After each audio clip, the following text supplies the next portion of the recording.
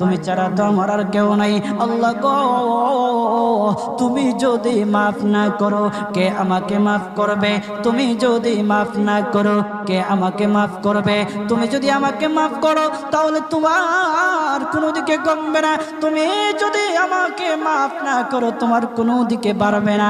আল্লাহ গো, তুমি আমাকে মাফ করে দাও। সারাটা জীবন অন্যায় কাজ করেছি, সারাটা জীবন নাফরমানি করেছি, আমার কাছে কালেমার দাওয়াত কম আসে নাই, আমার কাছে কালেমার দাওয়াত কম আসে নাই, আমাকে লোকেরা কম বোঝায় নাই। ওগো আল্লাহ, তুমি আমাকে মাফ করে দাও। মাফ না করলে কোথায় যাব, কার কাছে যাব? বাবা যখন মারে তখন মার কাছে আশ্রয় নেওয়া যায়, মা যখন প্রহার করে তখন বাবার কাছে আশ্রয় নেওয়া যায়, বাবা মা যখন প্রহার করে তখন দুনিয়ার কারো না কারো কাছে আশ্রয় নেওয়া যায়।